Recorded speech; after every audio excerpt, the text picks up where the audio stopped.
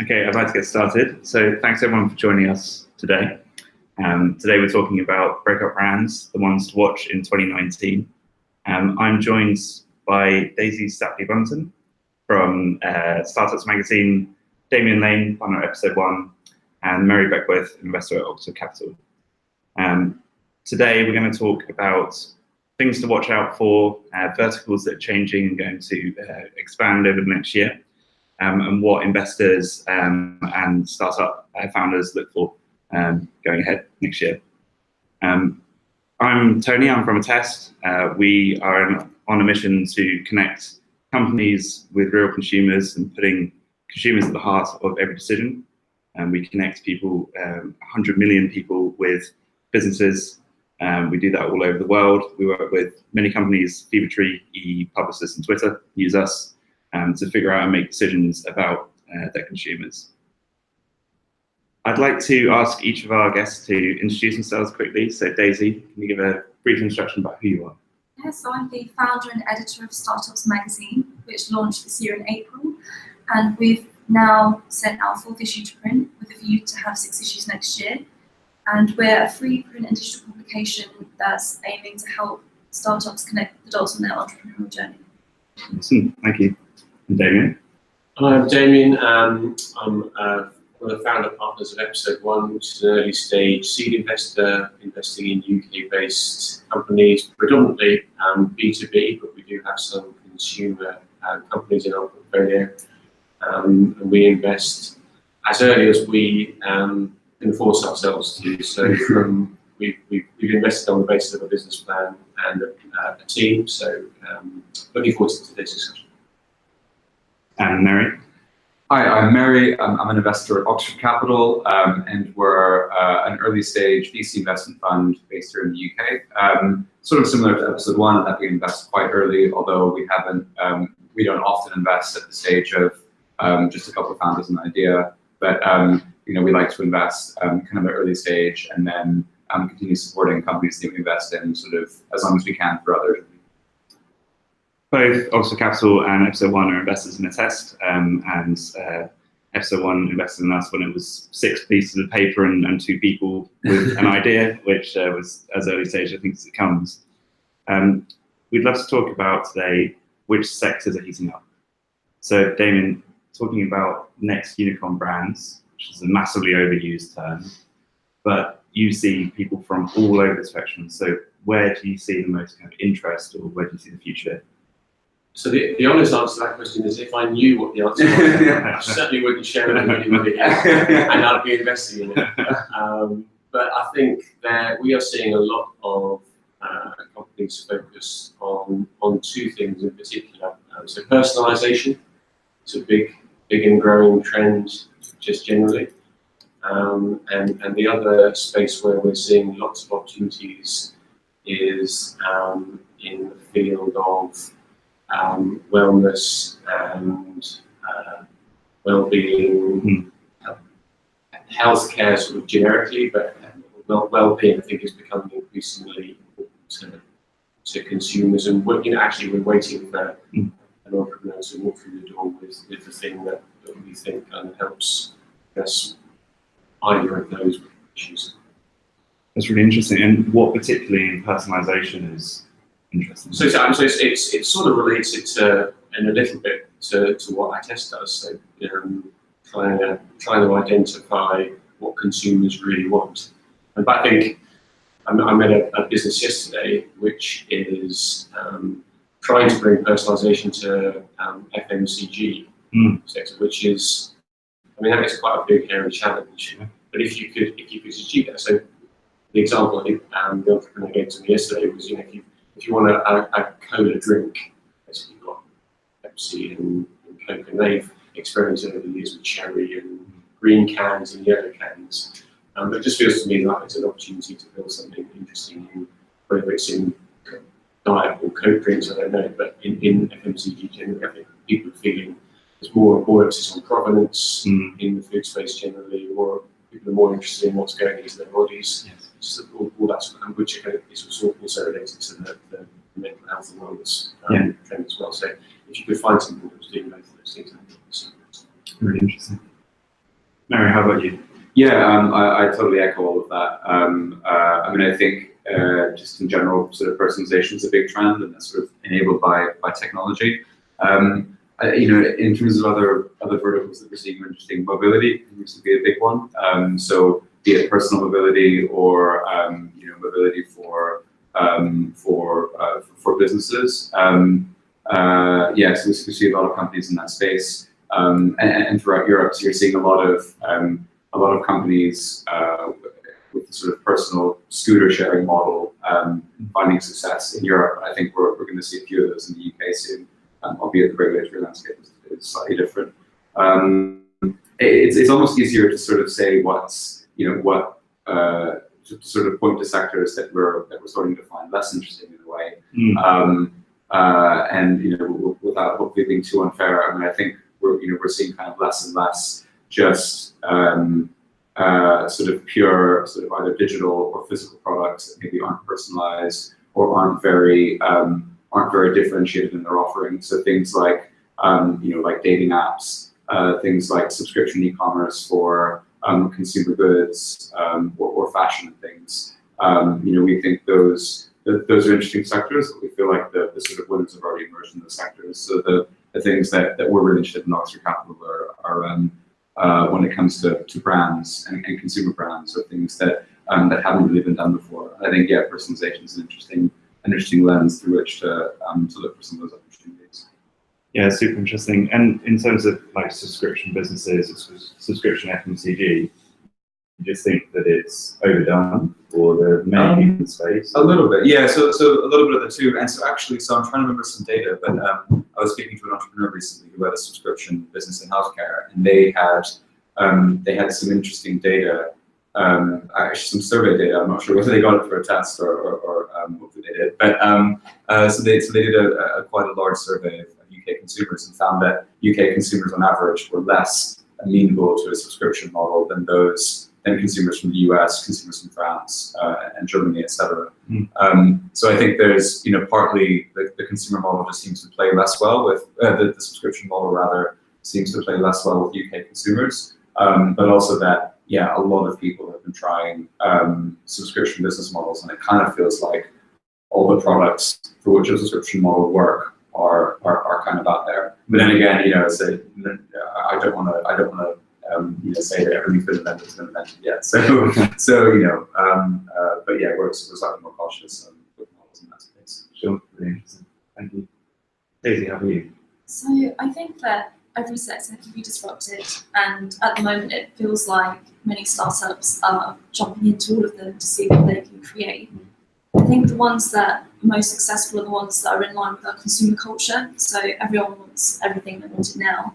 So those that offer on-demand services, not just sort of software services, but also physical products and ways of making things more simple. I think we've got very busy lives, and many startups are really looking at their audience and figuring out the services they can offer that are more in line with that. But I think you mentioned unicorn brands, and that's a term that gets heavily thrown around. So I just kind of want to define that for anyone listening. So it's the idea of a startup with a market valuation estimated around $1 billion or more. So it's the idea of a startup in that Mark Zuckerberg moment.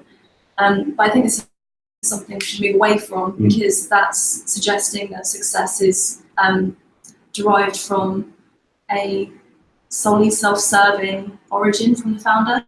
And I think the startups that are more likely to succeed are the ones that are really customer-centric and trying to create something socially and sustainable. So. Yeah, absolutely. To totally agree with that. I think there's a lot of sort of hype in the industry, and you know, people see achieving a valuation of a certain, you know, metric as a mark of success. And often these unicorn companies, they aren't the only reason they have a $1 billion valuation is because some investor said that's what they're worth. That doesn't necessarily mean they're actually worth $1 billion. So I think, yeah, the success metric in the industry gets kind of warped by this, you know, by what investors think of fairly.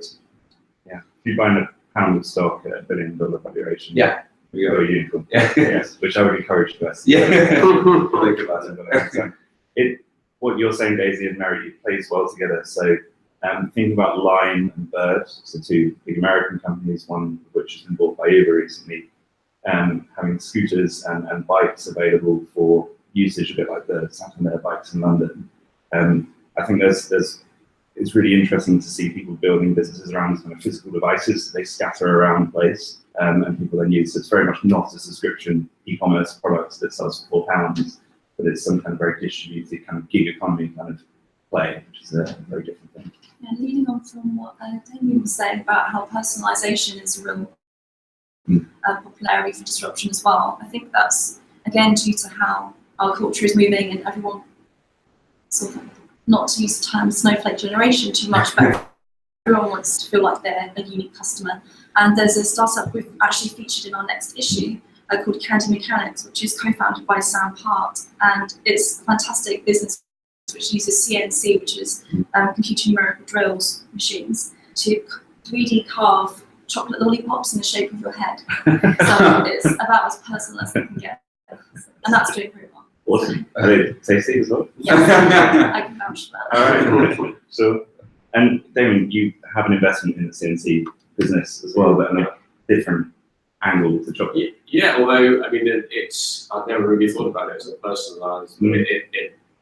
So it's a business called Cloud AC, which we invested in 2 or 3 years ago, which will allow operators of CNC facilities to custom make a part without having to retool, without having to take the machine apart, retool, which should allow, it has all sorts of implications, but it will allow much smaller runs of manufacture of things like aircraft parts, which are obviously low volume, high value. It will allow that whole supply chain to shrink, because instead of having to hold a part that you maybe you only need a part once a year, but you need to make 50 of them at one go at the moment. So you have to hold 49 of them, and it probably take 49 years to use the stock that you built. So you've got all that capital tied up in a quite expensive kit. Instead, you'll be allowed to be able to make one at a time. So that's a personalisation which I hadn't even thought about. Yeah, absolutely. Yeah, totally. And I'm sure they could do chocolate heads. And do you think that, so that's clearly a very business-to-business, B2B brands. Do you think that the B2C consumer space, the business-to-consumer space in the UK or otherwise is slowing down in terms of the very large brands that we might see next year? Or do you think it's more B2B? I'm sure there will be new brands created, because there have always been new brands created. I think it's, lots of spaces are increasingly busy. But there's all sorts of stuff that entrepreneurs out there are working on that will delight customers, and that's really what it's all about. So I remember my favourite anti-portfolio company is Deliveroo, who we met Will when he had 23 restaurants in Uxbridge in South Kent, and we offered him money 3 times at increasing valuations, and he turned us down all 3 times, unfortunately. But it was so obvious that business was going to be successful, because we spoke to, well, you could see the data. People were using it once a week, and then using it twice a week, and using it 3 times a week, and 4 times a week. And we talked to probably 25 customers, and people were just saying, at the moment, I've got Just Eat, which means I can buy pizza or roll from a different place, which is probably buy food relatively meal. Or if these people actually allow me to get my demand up, a much better quality of food, and the service is fantastic. And the unit economics, even at that point, were pretty attractive. So there'll be another delivery. I've got no idea what it is. Like I said, if I knew what it was, I'd be investing in it. But there will be new brands. Carwow is one of our businesses that the car industry has operated as it has operated for decades. And James and his team there are totally disrupting the way that people interact with car dealerships. And then there'll be similar models, I'm sure. Yeah. And on the topic of it being hard to predict, Seamless in the US is the delivery model, the Just Eat model of giving food or delivering food on a bike courier network with a nice website or an acceptable website. So as you say, there will definitely be new brands. It might just be taking and repatriating something from another country and taking it over here. If you look at eBay model. eBay has been around a long time. Right now, there are some very well-funded startups that are. So I've got 2 teenage daughters. They don't even know what eBay is, but if they want to sell something, buy something, they use one of the new up and coming. Just because the user experience is so much better. Yeah. So it's possible. It's just hard. Yes. And where then do you think, or what does it take to create one of those breakout brands? And obviously, going from an investment point of view, you know it when you see it, because you can look at the data and economics. But what are you looking for, Mary, here? Yeah, I think there's, so occasionally we invest when it's, before there are any metrics or economics to look at. And what we really look for is an entrepreneur who understands the customer need and the customer pain point so well that they can design something that the customer didn't even know they wanted. So they're term gets thrown around, but they're really customer centric. And it's kind of like the Henry Ford quote: "If I'd ask my customers what they wanted, I get told about the faster worse." So it's an entrepreneur who understands not only what the customers want, but what their pain points are, so they can design something that they get what they want. And that's something that we think is a pretty reliable leading indicator of an entrepreneur who's going to build something really successful before there's any kind of data to look at. When you're thinking about the founders, are you looking for people who can create great brands, or do you think that you're really digging for where's the problem, validate the problem, and grow from there? Yeah, I kind of think that the sort of brand is an output of the other of the first bit. So it's someone who sort of really understands the customer, can come up with a unique and differentiated solution to the problem. And the brand is almost an output of how well your product solves a problem for the customer, or it's something that you can sort of architect around the core product. So we're kind of it's just a full brand alone wouldn't be for us. Sure. So, I mean, sometimes it can be simpler than that. So I have an angel investment in James Rutledge at Sectus. Yeah. And I made that angel investment. So he and I had he pitched his previous business, which by his own admission was pretty horrible, a couple of times to us. But I really liked him. And we were sitting over lunch, and he started talking to me about this idea he had about mental health and how he had really struggled with his own mental health. And I just thought, this is a person who actually doesn't really know anything about mental health coaching. Yeah. But he totally understands the problem, and he's really got an empathy with and very thoughtful about the way that he wants to address that problem. Yeah. And that will never be a unicorn, I don't think, for people changing. But he will build he is building a very, very interesting business and fabulous brand, and its authenticity is really key. So he absolutely lives and breathes that brand. Yes. And I think you also, whether it's consumers or customers in the wider sense, really pick that stuff up. Yeah. And it comes through in hiring, which again, people that you hire with facing the company to customers. Just that's authenticity is so important. Yeah. And then obviously the market needs to be big enough to build a program for a unit. I hate the expression as much as you do, but authenticity is the key to it. Yeah. And Jeremy and you had that, I think, when we met you two. Jeremy had lived the pain of market research and consumer insight teams and all that kind of stuff when he was at McKinsey. Super right guy. He had met you. You had startup experience. It's just a perfect match of the sort of the technology and market understanding. And then what we did was we spoke to 5 or 6 customers that you had been talking to about this product that you hadn't quite built yet, and they were all saying to us, "Listen, the way that we do this at the moment is totally broken." And those 2 things give you the confidence to go ahead and make it. Yeah. Yeah, I agree with that. The brands that are going to stand out are the ones that don't just have an idea, create a product, and then look for their audience. They're the ones that have identified a problem in real life and then created a solution behind that. So, for example, there's a company that I spoke with the other day called Yellow Label, which is co-founded by Sam Patchett, and it's a tech startup which looks at the problem in the UK.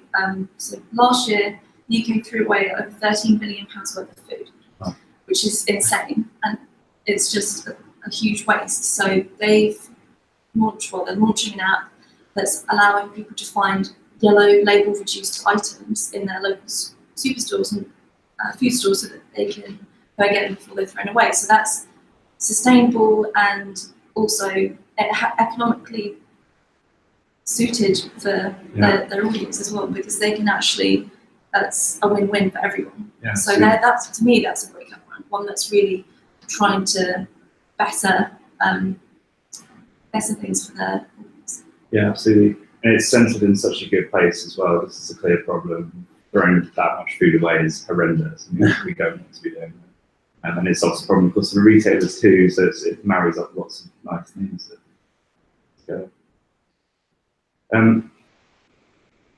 What do you look for? What are you thinking? Is it at your stage, Damien and Mary, when you're looking for the kind of genesis of the idea, as you say, the authenticity, the having lived it and seen it and done it?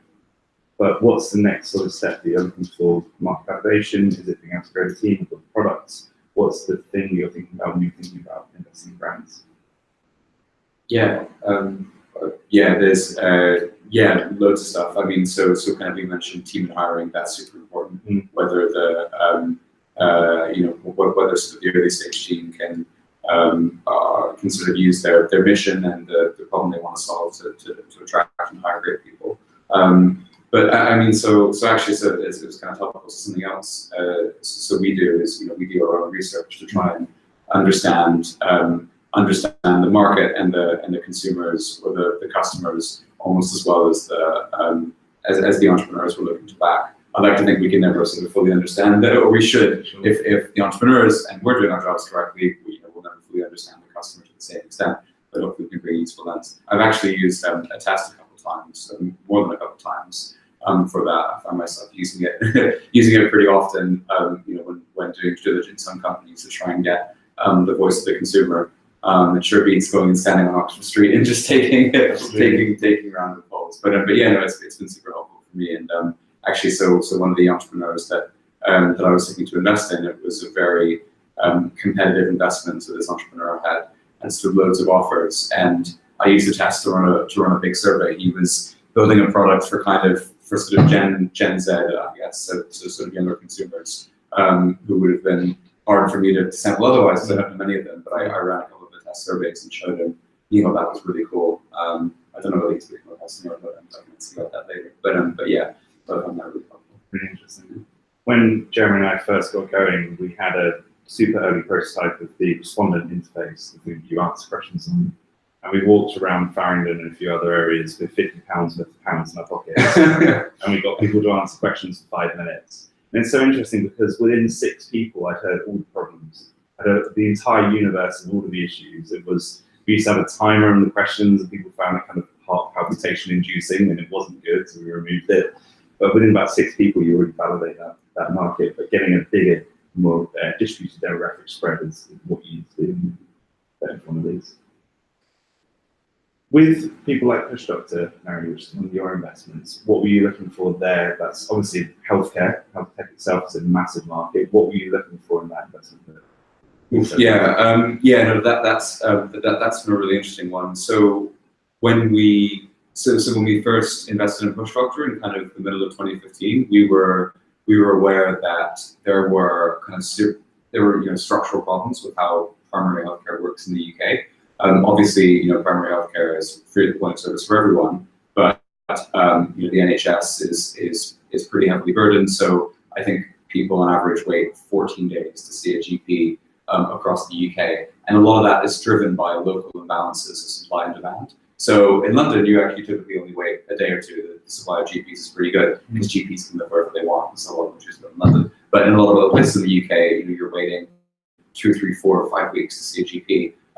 And so we thought, aggregating supply and demand with the marketplace model and digitizing it so that you didn't need to go in person to see your GP would really solve that problem. And then at the same time, you have, similar models in the US that have been really successful. So Teladoc and ZoomDoc and companies like that. And we thought, that the UK is in many ways a great fit for this telemedicine model. And so we sort of had that thesis, and then in mid-2015, there were only a couple of companies in the space that were trying to do something along those lines. We met all of the companies and really gelled with the team at Bush Doctor, really liked what they were doing and how they were going to approach the market.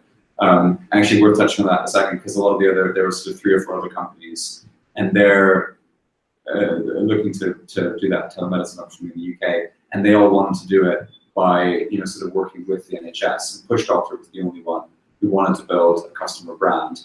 And we thought that the customer brand route was actually going to be more successful in the long run, because as a startup, working with the NHS is very difficult. They're not a great partner to work with for many reasons. So we thought that the startup that was going to build a customer brand first, and could be sort of in control of their own destiny, and then could leverage that customer brand to work with the NHS, which is what Bush Doctor have done quite successfully, was going to win. So yeah, that was kind of some more thinking. Interesting. It touches on a few points as well. Do you think that the next very large brands are going to come from the capital, from London, or do you think, and I believe that Bush Doctor is partly based in London, partly based in... They're all based in Manchester. All based in Manchester. So do you think that London is still the centre and will always be, or do you particularly, Daisy, see from your readership outside of London influence? I mean, our readership is hugely varied. We have readers in the US and Vietnam, so it's... Right. Wow. But I think, I'm by no means a leading investor, as to your question, but I'm not even an investor. So, but what I can say is one of our partners is Capital Pilot, and they're a platform trying to connect startups with angel investors, not just in London. So startups think, if I need investment, I'll come to London. Investors think, I want to invest, I'll come to London. And then all the investment, all that activity happens in London, and that's where all the economic growth happens. Mm. Whereas this service is trying to move that around the different regions of the UK, so that investors can make those authentic connections with startups within their home regions, and then economic growth can be spread around the UK. Cool. What about you, Damien? Do you see much coming outside of the capital? Or? Yeah, we try. We probably should try harder to go out. So our partner Siobhan has got a close relationship with Manchester University, so she spends quite a lot of time in Manchester. So I think it is. The fact is, at the moment, most of the cash is in London. Most of the investors are in London. So in companies, entrepreneurs who need cash will tend to gravitate towards London. Yeah. Is that healthy? Probably not. Is that the reality? I think it probably is. But I think we all need. I'm sure you guys that what's cap. The name suggests you're not purely in London City. There are opportunities in the regions with Cambridge and Oxford and two obvious ones. We've seen a number of Scottish companies that are interesting. So it's all over, but the reality is, it reflects the UK kind of social, economic. London is the centre of probably to too greater extent, but that's something we advocate a lot for. Many of our clients are based in London. We have international clients, but certainly those based in London. We have a few outside, but we advocate for people to speak to people who don't look like themselves and don't just understand what people in this office will look like. We're based in London Bridge for the context of the webinar. So we're trying to get people to speak to those in Scotland or wherever it is.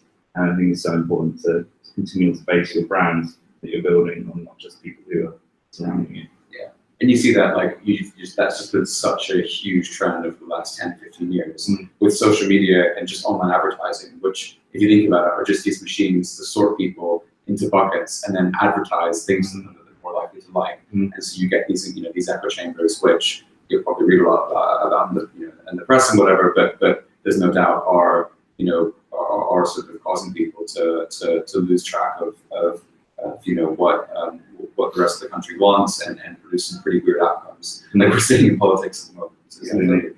I was listening to a podcast yesterday, and Scott Galloway, who's a famous commentator and entrepreneur, said advertising has become the tax of the poor and the technologically illiterate, which I thought was quite strong, but certainly interesting. Are there any areas that you don't focus on, and anywhere where you're seeing people who aren't focusing on, say, advertising ecosystem businesses, or what are the kind of areas that you're not seeing growth in these days? So it's not quite the answer to the question, but as a venture investor, you have a very different perspective to when you're looking at something as an angel investor. Yeah. I just think it's worth. I don't know who's listening to this, but the number one reason we don't progress with things is that they're not attacking a market big enough. So I've just written, and it's sort of related to your point. I've just written a blog about this. Is that just because most businesses shouldn't take money from venture investors, which is a slightly strange thing to say. But venture investors are looking for £100 million outcomes minimum. And that's because we built a portfolio of 30 companies. The assumption is that a fair proportion of those won't make it. So the ones that do make it need to make up for all the ones that don't. Mm. And the economics, if you go through the economics of a fund, mean that you want 2 or 3 of those companies, typically the best funds, 2 or 3 companies of those 30 will return hopefully 3, 4, 5 times the whole of the fund. So we're looking for companies, one company, we're hoping that James and Carlisle or Theo up down and see will return the whole fund. Yeah. So those companies have to be worth 400 or 500 million to exit for us to do that. And most companies just aren't attacking markets or problems big enough. Doesn't mean you can't build a big business. So as an angel investor, I've just had an outcome where the company sold for less than teens of millions, and all the investors made a very nice return. The founders made a very nice return. They're working they've sold to a big corporate who are giving them the resources to build that business into something even more interesting. Yeah. So that's been a fantastic outcome. Wouldn't have been something that a venture investor would even have looked at twice. But too many people focus on fundraising, too few people focus on building a business that's economically interesting for themselves and sustainable without fundraising. Yeah. So that's not quite the answer to the question, but I thought it's a really important message that not enough people hear. I think it's perhaps a better question. So and yeah. Just following on from that, sorry, tangent, but I think it's also important that startups need to research what kind of fundraising they want as well, because it might not just be investment that's suitable for them if they don't have a huge audience. So I think that's where crowdfunding has come into play, because they can have smaller campaigns and smaller returns, but then it could just be a one-off product to them. It could be testing their markets. I think it's important that startups are given options of different fundraising available to them. Yeah, absolutely.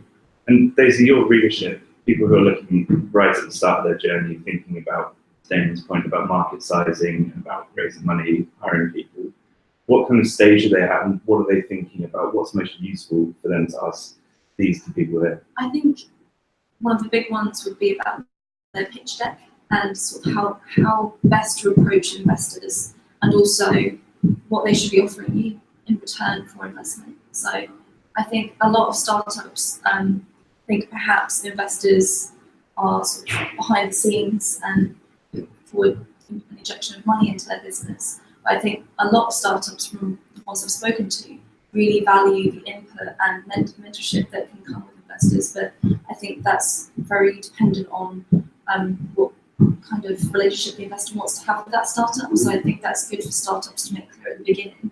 But what would you say? Yes, I totally agree. It always surprises me how few entrepreneurs at the end of first meetings, second meetings, third meetings ask us what we had. So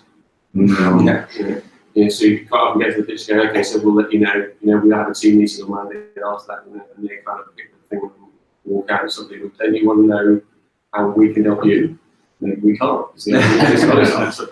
And once you get past that stage, we do due diligence on the companies. Companies should do due diligence. What happens when things get difficult? How often do you speak to them? Are they helpful? Are they available? How have they helped? And firms are, after all, just a collection of individuals. So I would have a different approach to things to my partner, Simon, Paul, and Adrian. Mary will be a different person to deal with from the other partners at his firm. So you should really be asked to speak to people who have worked with. And what happens when things go wrong? We did. And we're here, so very, very well. But and just to be clear, Episode 1 Launch Capital provided a huge amount of value. So if you're listening and looking to raise money, then I've definitely approached them. Mary, how about you? Yeah, no, it can be really tricky. I mean, there's, I really feel for entrepreneurs, like there's no like how to raise capital for dummies. So there's no kind of like simple explainer for this. But yeah, I mean, I think, just sort of approaching investors, just, sort of being really open and expecting and demanding that they be sort of really open and forthright back is a good way to start.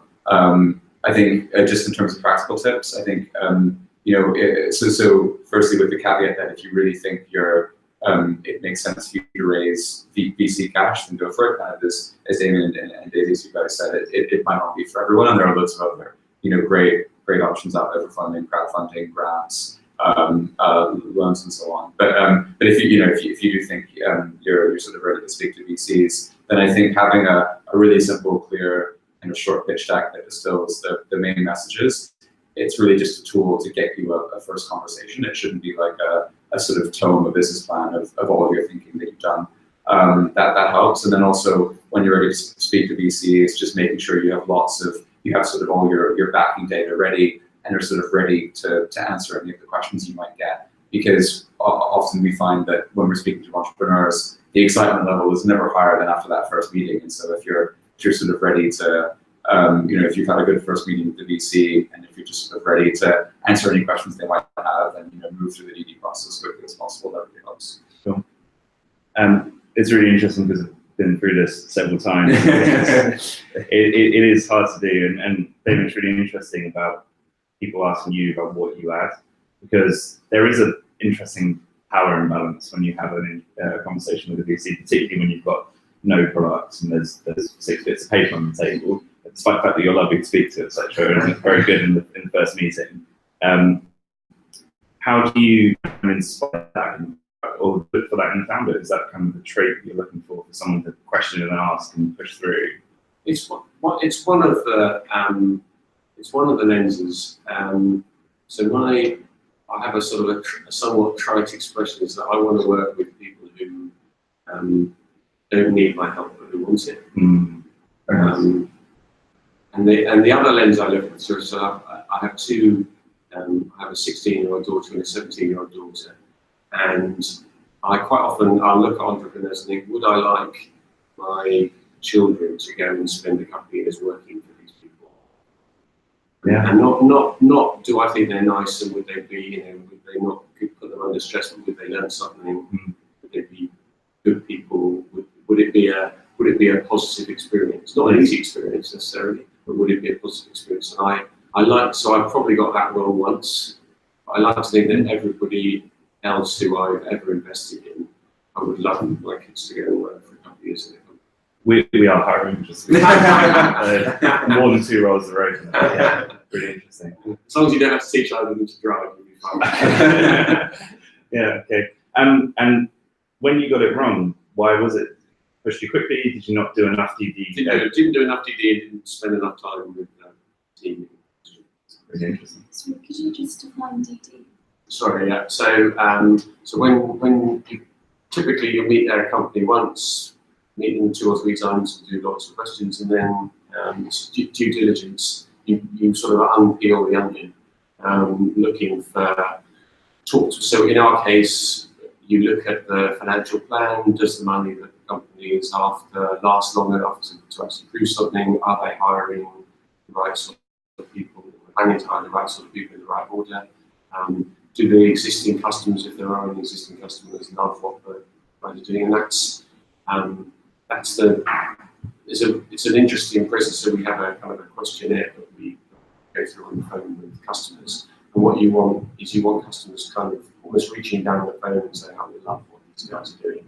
Because unless you get that love, most of the in our case B2B companies, they get inundated with, there are a number of people who have tried to do what Jeremy's only doing at Test, for example. So marketing brand managers, they get inundated with this stuff. So unless you can break through that noise, and that's about brand and authenticity and everything else, it's it's going to be really hard. So you need to have people sort of almost reach down and put money into these guys and more of it. Really good, thank you. Last question from me. Do you think that the next really large brands will come out of massive corporates, or do you think they'll be VC funded, or do you think otherwise? And I'm particularly thinking about the reverse of this, where Dollar Shave Club in the US got bought by Unilever for $1 billion, a unicorn. But do you think that the opposite will happen, where these companies will spin people out? Because they're obviously very well funded, they have huge capital lines to be able to do innovation projects. Do you think that comes from VC or otherwise? Mary? Yeah, good question. I mean, I haven't really thought about it before, but I just in general, I don't. Let's say you're a sort of an awesome entrepreneur with a killer idea, for a great product and a great brand. Would you spin that out? Would you be better served by spinning it out of a large corporate, or sort of going on your own? I think in most cases you'd be better off going on your own, assuming you can sort of raise funding, because you have to worry about less what the corporate wants. You have more autonomy over what you were building, and you have more ownership, and have more to gain from the eventual success. So yeah, I think just from those reasons,